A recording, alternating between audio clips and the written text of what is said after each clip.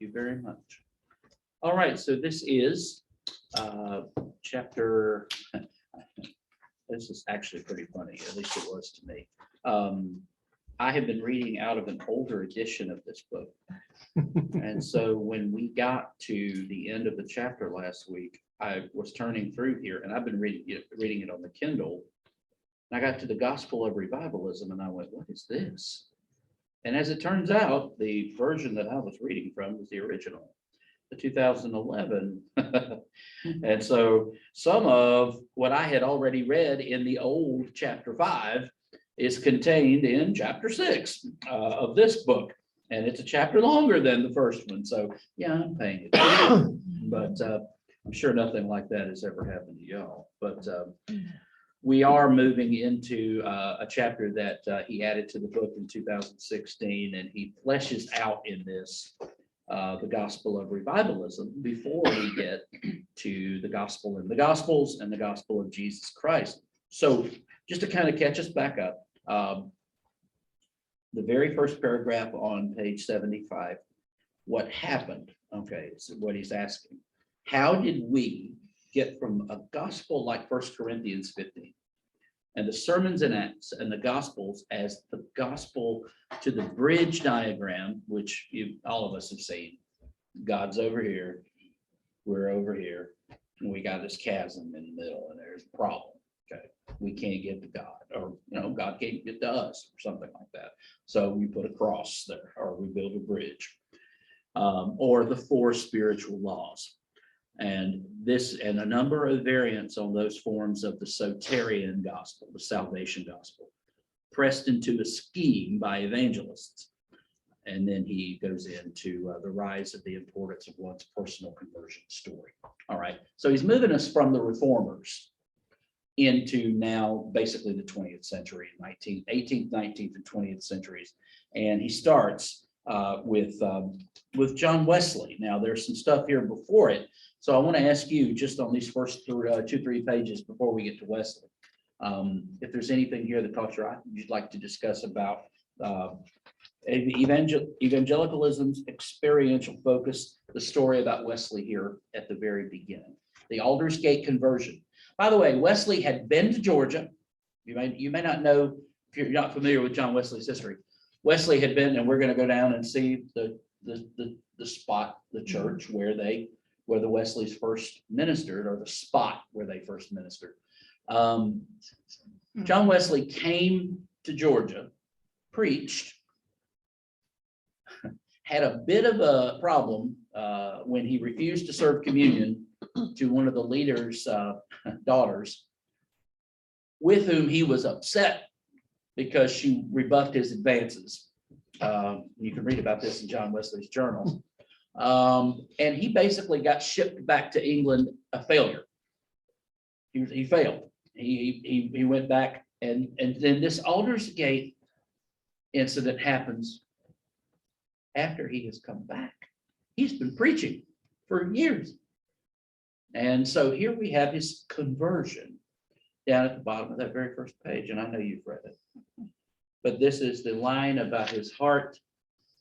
He felt his heart strangely warmed, that he felt he did trust in Christ. And in many ways, this is Wesley coming from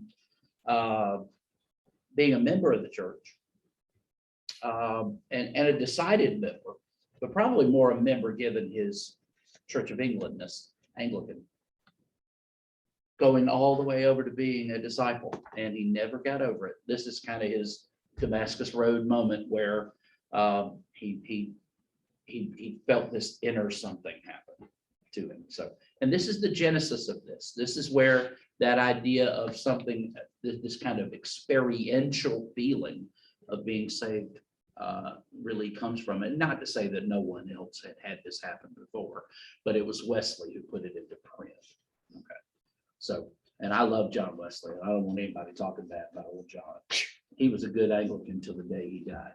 He was never a Methodist, but they took his principles of Bible study. Methodical is what they were. Method men, Methodists. They were very methodical in studying the scripture. So, okay. So is there anything here that you'd like to go over. Maybe you mark some stuff here in these first few pages. I think what he says here is that this experiential thing, second full paragraph at the bottom of 76 before we get to the gospel of the New Testament, it became the necessary requirement for admission into heaven, and in some ways our local church. Now, Carol and I have talked about this before, and you may have a different experience, and if you do, praise God. We've talked about this before. I've never had that. Honest and true. I have not had that. My heart felt strangely warmed kind of moment. I mean, I was a kid when I decided to be baptized, when I wanted to be baptized, and I wanted to follow Jesus and all of that. But I haven't had that fork in the road, if you will. Nor have I. Yeah, she hasn't. So you may have a different experience. Have you had that? I mean, it's really cool if you had. I'd love to hear about it. Yeah. I've had it. I already told everybody about 3 or 4 times. Good. But, Yeah. when I accepted Christ, I mean, it was like I was floating on there. Wow. Like the whole world had been lifted off. my That's shoulders. awesome. But the, Yes. I have a problem with this chapter, I'll tell you that. I bet you did. What's the problem? Well, let's go ahead and do that. I'd love to stop The talking. biggest problem I had was like you were saying, revivalism was of the devil, what basically sounded like to me. Maybe a little harsh. And I think that there was some things, like I said before, revivalism. Yeah. All probably didn't go as far as it should, and a lot of people dropped the ball along the way Sure. and everything. But I think they also led a lot of people to Christ. Okay. And he also, and here again, this is on toward the end. Sure. I don't know if we want to jump that far. or That's not. fine. We can go wherever you want. But we was talking about the youth groups and the tracks and stuff like that. Mhm. I think they did a lot for Christianity. Mhm. And getting people to accept Christ and everything, but Mhm. I don't see it as to the point that he does. Yeah. I think it was just a situation where they didn't carry it far enough or drop the ball. And that's exactly what he says. Mhm. Exactly what I don't think he says that salvation gospel, as he puts it, is wrong in that Right. it doesn't include everything. That's right. And we have to include everything. That's right. Just to say, I believe in Christ and I'm saved, and I go back and rob banks or kill people Right. because I'm saved, that doesn't really make it. Yeah. I mean, my works aren't going to get me to heaven, but by believing and having faith, it's going to change me. Maybe not as much as it should have in my life, but you want to do for Christ what you can. I agree with that. Mhm. And the way he sort of comes off at the very end of this, to me, when I read, I didn't want to think this was the devil instead of. Let me try to capsize what McKnight is doing here. And it really does kind of bring the book. It kind of brings everything around from the very beginning. McKnight is insisting, and I think rightly. And I think we have to go back to the members, the decided, and the disciple. And if I could wrap up what McKnight is saying in this chapter, and by the way, he's very charitable and he's very kind in this chapter. I have read other books on revivalism where there's blood on every page. Billy Sunday was one of the worst things that has ever happened to the church.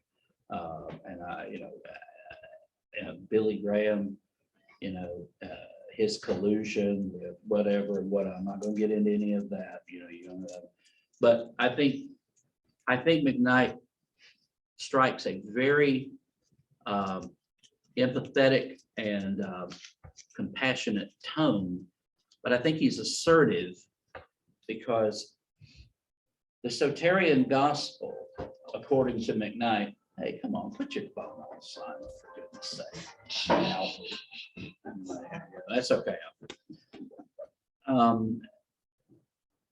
For him, the soterian gospel stops at the decided. And for the most part, and it doesn't carry us, as John was mentioning, it doesn't carry us to the disciple. And so the rest of the book, McKnight is going to say, okay, what is going to get us back to the gospel that Jesus and the early church preached? And if you go back and you look at the sermons if you look at Jesus's teachings throughout the Gospels, and then in Acts, and then even in Paul, if you died tonight, and I'm just using this as an example, because this is what I've seen as far as revivalism goes. If you died tonight, do you know where you go? If you go to heaven, will you just slip your hand, every head bowed and every eye closed and all that? And I've been in those, y'all been in those. And then just trying to really, and I don't think his word here is too strong. Coerce conversion. Now, he does have a problem with that. Manipulation. So if there is a negative slant, yeah, there is that. But I think what he's trying to get us to is that is not enough, and that is not the totality of the gospel. So that's just kind of, yeah. I think that revivalism needs to be divided into two parts. I got you. Go ahead. One part is probably the part that Hinton and I went through Yes, sir. in our youth, Right. is revival at a church where almost always people who accepted Jesus under whatever Right. music, sounds, lights, whatever happened, Right.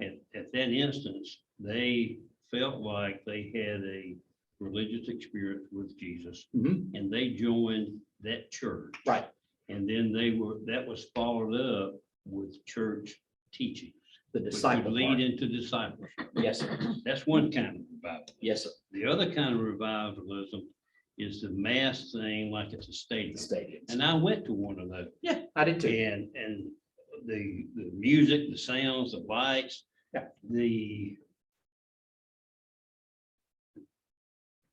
Probably the first people coming down were already converts, but they were doing it to sort of get the momentum going. Spur. Yeah. And then those people who went down Yeah. into the infield and accepted Jesus, but they didn't become churched. Right.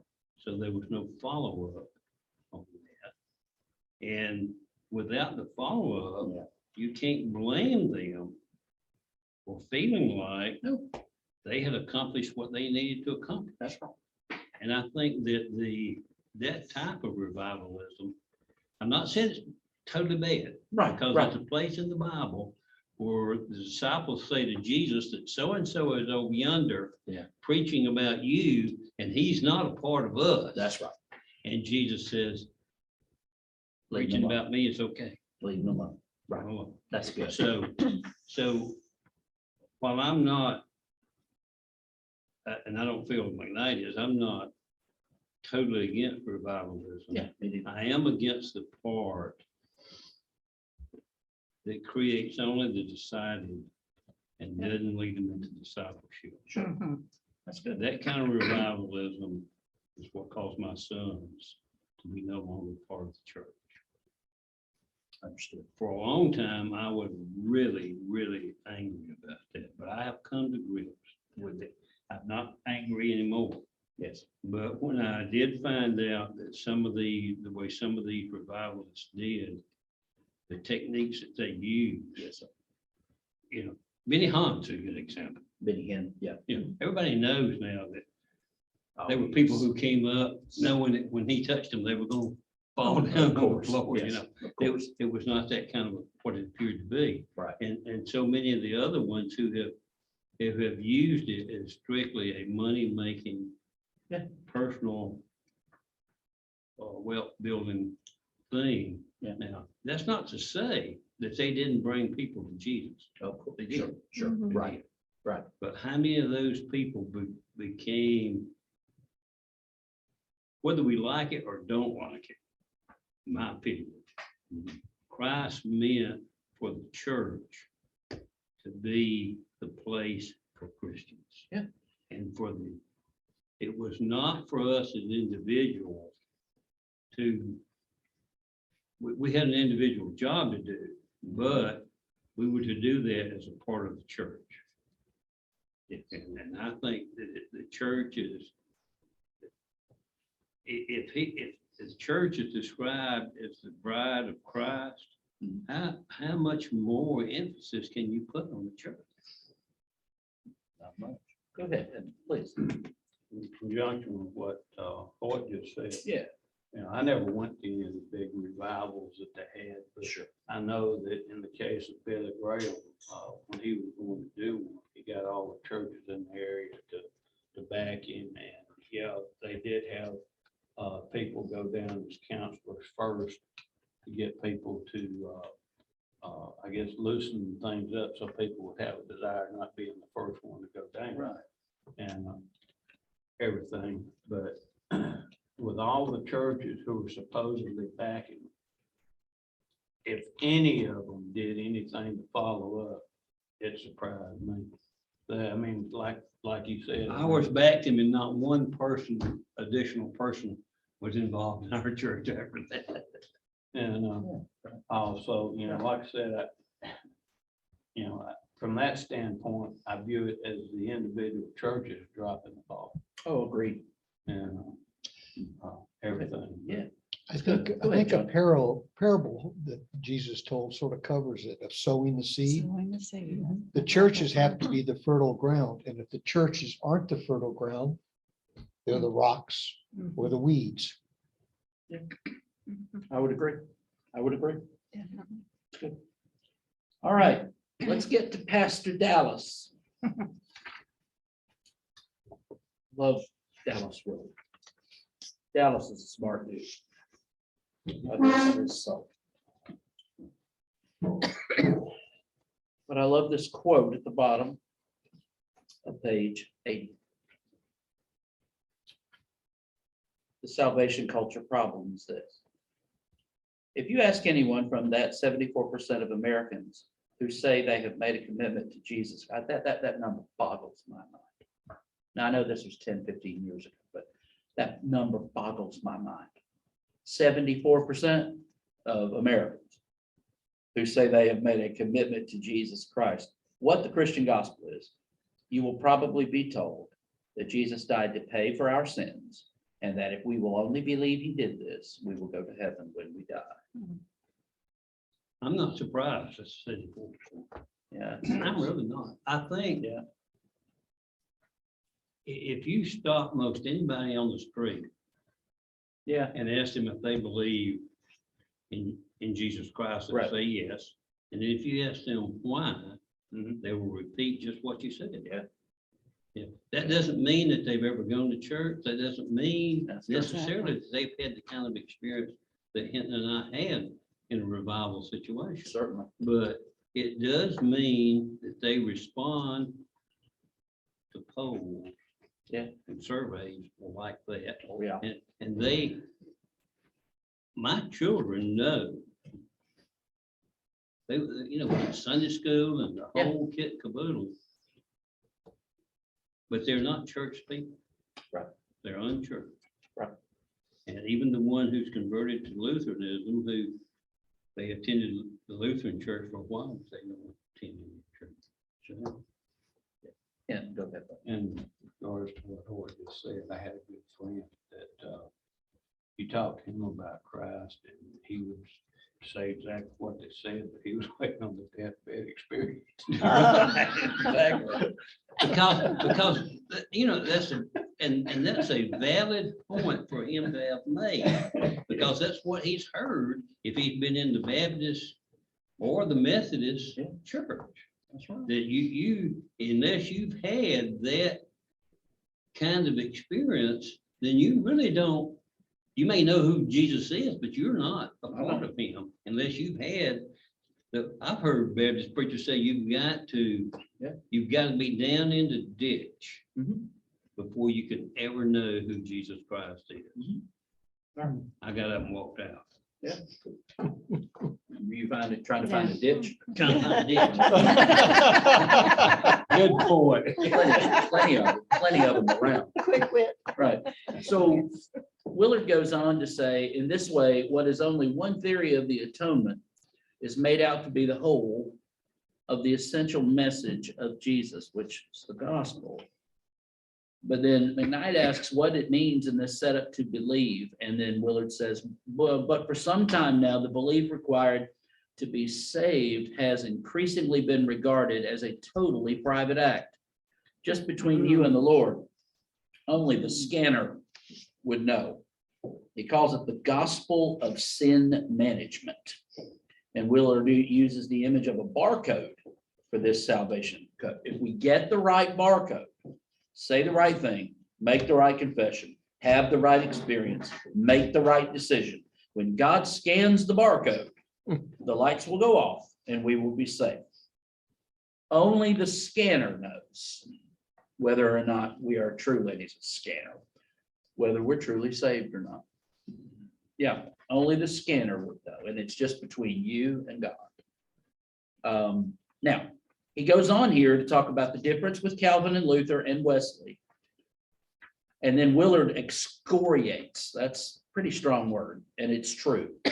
Excoriates in his book is so dramatic, one has to wonder if some today are reading the same Bible. From the enhancement of a gospel culture with a profound emphasis on salvation, we have now arrived at the ability for a person to be able to say he or she has had the right experience. And that experience far too often is nothing more than, I'm a sinner, Jesus, take my place. Or as Carrie Underwood said, Jesus, take the wheel. A gospel culture will have none of it, nor will a proper sense of salvation. I leave the last words here for Willard. What must be emphasized in all of this is the difference between trusting Christ, the real person Jesus, with all that that naturally involves, versus trusting some arrangement for sin remission set up through him, trusting only his role as guilt remover. And then he says these, and then Hoyt, this points to what you said a few weeks ago when you said that evangelicalism, that it's set up to do exactly, it's doing exactly what it's Billy Graham. It's doing exactly what it's set up to do. These are the words of his that haunt the pages of this book. He means this one. And here he is pointing at the you of evangelicalism. Your system is perfectly designed to yield the result you're getting. And then this is one of the most powerful little paragraphs in the whole book. Gospels of sin management presume a Christ with no serious work other than redeeming humankind. And they foster vampire Christians who only want a little blood for their sins, but nothing more to do with Jesus until heaven. Now, you may think this is some young punk just out of seminary, right? This is an older gentleman, a professor of psychology at UCLA. He's a Christian. And he is dead serious about this. And the venom you're feeling from Willard and from McKnight is they just want people to be discipled so badly to take that next step. And that what we've done is we've cut it off at just the decision and turned Jesus into just not just don't hear it. He's just the one that died on the cross so we could go to heaven when we die. And so when we have that, so when we cultivate that in our churches and in our lives and things like that, well, then, yeah, you can ignore every single thing Jesus says in the Gospels. You don't have to worry about that because all that Jesus is virgin born and dead on the cross for my sins. And they don't even get into the resurrection. No. That was super important for me, the resurrection part, because I did not, as a young as a youngster did not, the realization. Didn't And Paul, even though I, That's good. it just, that was the revelation for That's- me. That's good. Was when I met the risen Christ There you go. in scripture. Amen. That's what changed me. didn't Paul sort of talk to the Corinthians about that? Should we sin more? Yeah, yeah, because they were free. They were libertine, Gnostic libertines. That's just a real fancy word to say when you're brushing your teeth. Gnostic libertines. They thought they were saved, had this special knowledge, and they could just do what they wanted to do because they were sold out and on their way to heaven. They were good to go. And they could do whatever they wanted to do. So this abandonment of the gospel, even in 1 Corinthians, what we call 1 Corinthians 15, started very early. It has its seeds very early in the church. Yeah. So yeah, that's good. That's good. All right. So he goes on to just walk us through the history of revivalism.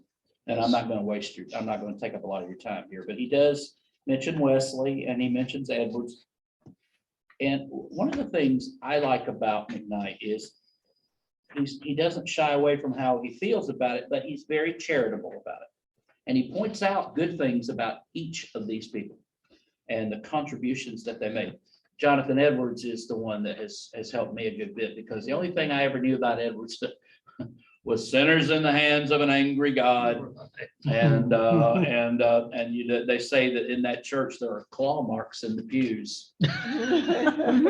Seriously. Yeah. Really? He preached this message and there were claw marks in the pews in front of people who were so experientially taken over and felt so horrible about theirs and so scared that they were so scared that they were clawing the pew in front of them. Mm. And then that's really all I ever knew about him. And then I've read a few of his other things. He is an incredibly bright theological mind, Jonathan Edwards. But this is his state. This is the one that I remember. Sinners in the hands of an angry God. That's Edwards. And then Whitefield, of course, comes after. And you notice he's saying the problems are not here. The problems are not with Wesley, not with Edwards, not with Whitefield. Then we turn to Charles Finney.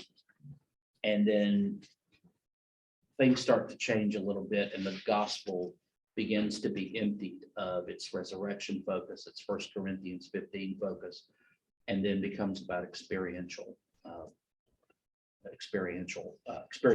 is what we call it. So I'm going to leave this up to you guys. Anything in these pages that caught your eye that you'd like, or anything else related to this? On page 90, you've got this steps. Go What ahead, was buddy. George Beverly Shays' background? I don't know. Honest and true. Do you know, Jen? No, I I don't. don't know. I have read, and I'm sorry, I can't remember right I don't now. know. Actually, I may actually have a book about that. I'll look and see. I don't, Somewhere I read that, can't remember now whether it was an alcoholic or there was something like that. Or something in his past, I don't remember quite what it was. There were two guys who really jumped on Billy Graham bandwagon. He was one, and another one was a country music singer who wrote, I can't remember the main song, but it became like Billy Graham's theme song and a very popular song. I know that guy was an alcoholic, that singer was. So I don't know. Yeah.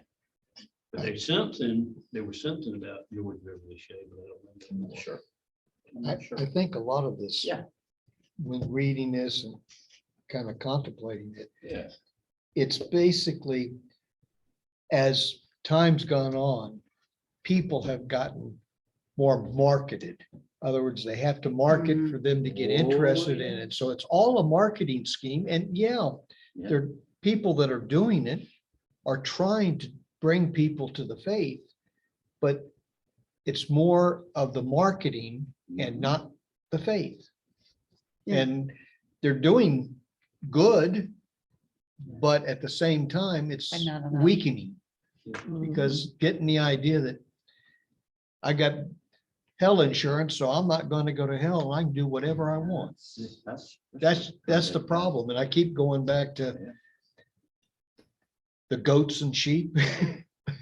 And the people say, Jesus, didn't you know me? And no, I didn't know you. And where is the teaching in the marketing? Yeah. I mean, Well- that is- Well, the teaching is, and I know Courtney had want to jump in here. The teaching is that it's on page 92. I mean, the teaching is, this is all you need to know. Yeah. You're a sinner. What Carol meant was, what was the follow-up teaching? Yes, Yeah. thank you. That was a But better this way is- of putting But it. this is what they were taught at the revivals so yeah. So And yeah, it was go even- ahead, please, both of If you. Jesus wanted people to come to him through sights and sounds and music and extraterrestrial kind of stuff, Sure. he would have been more capable of doing that than Billy Graham or anything. Yeah.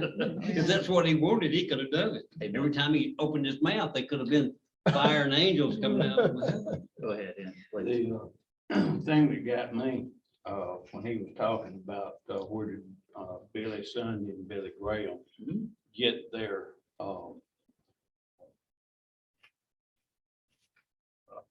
got the word I want to use, Sure. anyway. Yeah. Their gospel, so to speak, Uh-huh. came from a book from Henrietta Mears, so he blamed it on a woman. He blamed it on a woman. Good point, good Well, in this particular instance, point. They were sort of like, Adam. weren't they? She did it. in this particular instance, there's some credence to what he says. There have Go been ahead, Jan. ministers who have done that from the pulpit, blame something they did Yeah, on their right. wife. Right. Yeah, there, sure. Go ahead, Jan. I was just thinking that actually the Catholics went in for the soterian type gospel by the sale of indulgences. I'm sorry, I didn't hear the last. part. Sale of Sale of indulgences. Oh, yeah. Oh, yes. Yeah, so Yeah. it's that's been there true. right Yeah. down the line. Yeah, it has to. It really, Thank really you, has. traveling Wilbur. That's greed. That's kind of greed. I think one thing we need to remember, according to something Luther himself wrote, it was never his intention Mhm. to create Protestantism. It was his intention to reform the Catholic Calvinism. Church. Mhm. And It so was. what's happened post Martin Luther is not what Martin Luther Mm. intended to have happen. No, no. But what he wrote shortly after during the Protestant Reformation, what became known as the Protestant Reformation, what he wrote concerning the Jews had far-reaching implications into the 20th century. He was awful to the Jews at the very beginning of what became known as the Protestant Reformation. And a lot of good stuff in Luther, a lot of really solid stuff in Luther. But we've all written things, our older selves would look back and say, man, I wish I hadn't written that. And a lot of writers do that. Yeah. A lot of them Yeah, will a lot of- admit, I was wrong. Well, Alexander Campbell, in our movement, let's take this into the Stone Campbell movement. He was an adherent. If you're not baptized, Alexander Campbell would believe that as soon as you made profession of faith, the very next thing is you. So that, you're finished with God. The deal is done with God there when you're baptized. You're It's very, sealed. it's very transactional. You're sealed. But later in his life, he began to say, I don't know. I think you should be baptized, but I'm not so sure that your salvation is tied up in whether or not you've been immersed or not.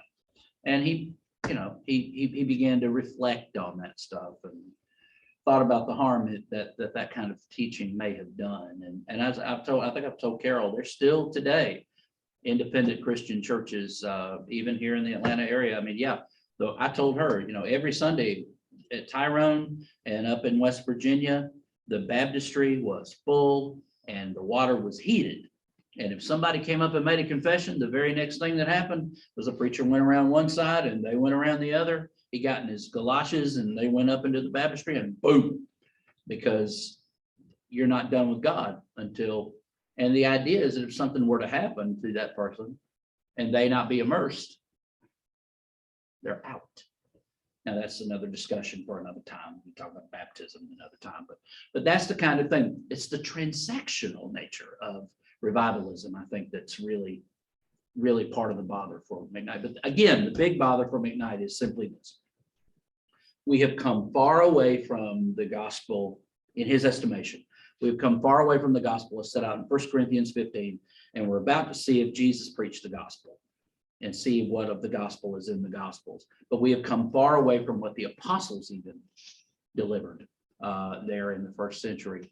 And we need to get back to a more robust gospel, the original gospel, so that people can move from those in the revivals who've been decided, so that we can move from there to the disciple. And that's on the church. And it is the fault of the church. Absolutely. When someone is baptized, teaching should follow. And it hasn't. And it hasn't. It just hasn't. I mean, it's unfortunate, but it's true. Kind of But- a reverse catechism. Yeah, a reverse catechism. Mhm. Yeah. But what we've told them is, maybe not directly, but maybe in some form, we've told them your experience validates your salvation. Go and be well fed. Good luck, and we'll see you, when Jesus comes back. Or Easter. Is that Or partly Christmas. because Or we're a Christmas or Easter. culture based on numbers? Yes, we're a We consumeristic. have all culture. this- Yeah, We have all these members, so we're really good, but we may Yeah. not be teaching the truth. yeah, it's good. That's what he's upset about. So, yeah, okay. So next week, bless y'all's hearts, Lord willing, Chapter 7. it's James. chapter 7. Yes, it is. Well, it's gonna be chapter 7 either way. Oh, but- okay. But the gospel in the gospels, we're gonna go back to the gospels to find in the next 2 chapters. We're gonna go back to Jesus. What a place to go. Mhm. And in case you're looking for a Lenten read, a new devotional is coming out on Tuesday, right just in time. It's almost like they marketed it that way. A new devotional from N.T. Wright is coming out on Tuesday. And someone has gone through, his son has gone through and cultivated some of his spiritual writings within his tomes that are like that thick and that's laid down. Has gone through and pulled out some of his most quotable quotes and has arranged them in a nice book called For the Glory of Christ. And so, grab it if you want to.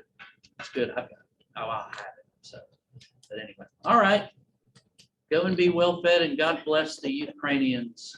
Oh, yes. Yeah. Yes. Bad God stuff bless going all. on over there right now. Yes, there is. And it I was still predicted. see Hitler and Putin. I see Stalin. Yeah, but remember